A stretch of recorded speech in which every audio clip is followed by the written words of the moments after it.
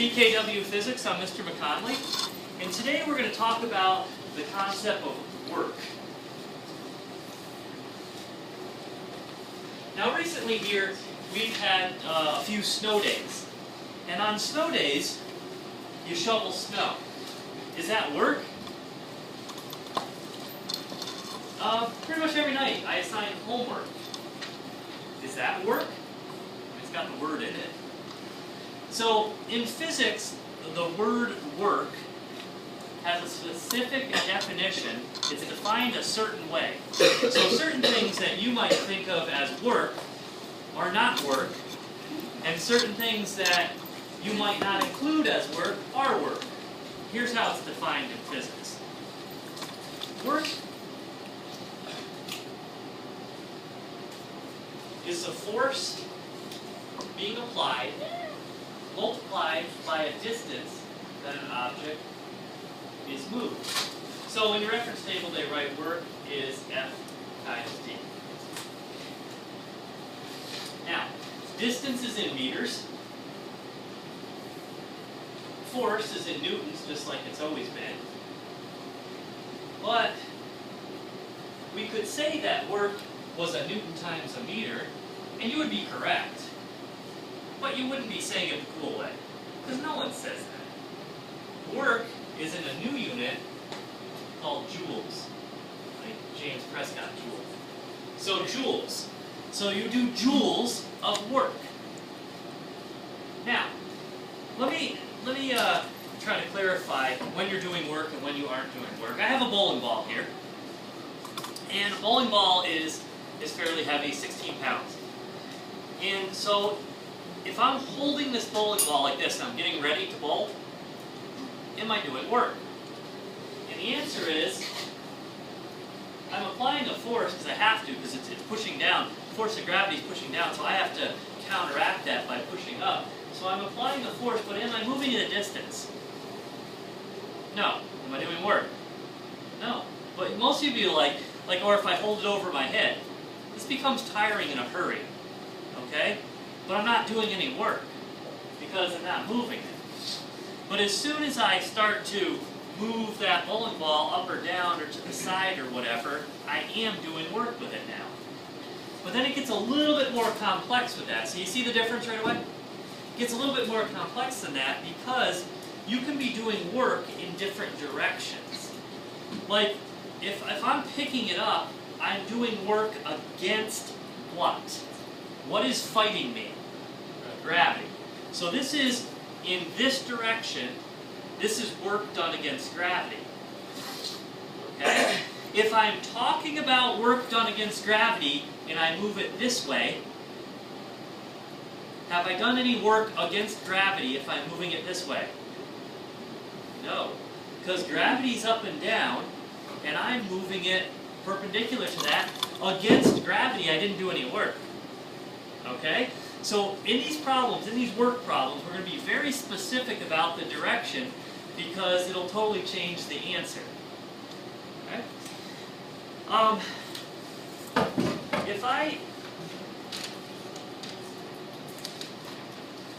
If I give you an example, something like this, where you have, well, let's make it a festive Santa sled. If you have a Santa sled, and you're pulling this Santa sled with a force applied in this direction, I'm not even going to put a number to it yet, but you're pulling it like this. So you're pulling that and it's moving the sled along. There's two questions I could ask here. I could say, what's the work done against gravity? Well, it's kind of a silly question because am I really trying to pick the sled up? But in essence, I am a little bit. Let me explain. If I make this into a triangle, which we have become so good at in our vector units, I realize that this direction here, this up and down direction, is the force against gravity, or what we usually call the force vertical. And what about this one here along the bottom? This force horizontal is something totally different. So the way I would label it is something like this. If I was asking for the force or the work done against gravity, then I want to use, this would be the against gravity one.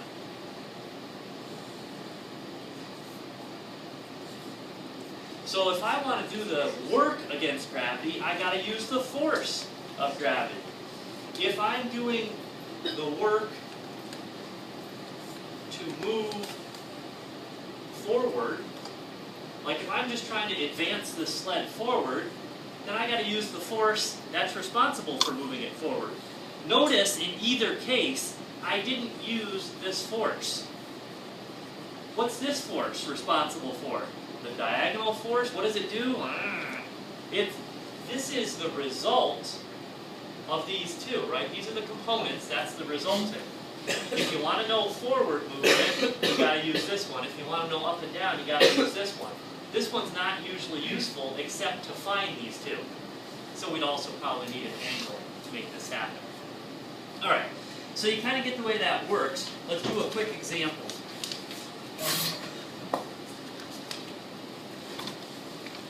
Why don't we just use the picture we have so I don't have to redraw it. Let's say that you apply a force, use this picture again so I don't have to redraw it. You say you apply a force of 40 newtons to move this sled. And this 40 newtons, you apply it and you move the sled for a distance of 20 meters. So you move a distance of 20 meters applying a force of 40 newtons. And what I want to know is how much work did you do in moving the sled forward? Okay?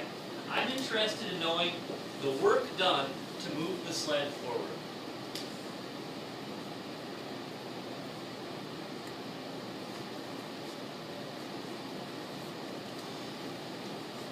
Okay. So I go to my handy-dandy new equation. Work is force times distance. Great. I ask myself, what direction am I trying to do this work? Now I see people pointing, they're going forward. So in my mind, I'm thinking, okay, since I'm trying to move, I'm trying to figure out the work horizontal, I need the force horizontal, and I need the distance horizontal. That's what I'm thinking. I don't necessarily have to write it in on my equation, but if it helps, go ahead. So, do I know the distance horizontal? Sure I do. I moved it 20. But I don't know the force horizontal, and therefore I have to do a little side problem here.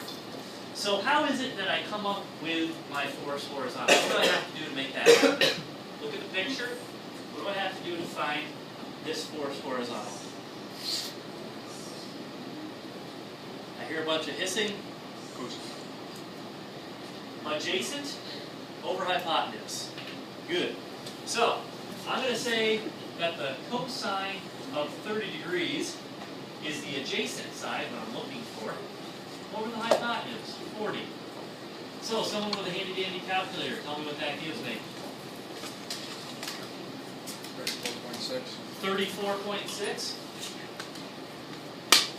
That's in newtons. I bring that right back up.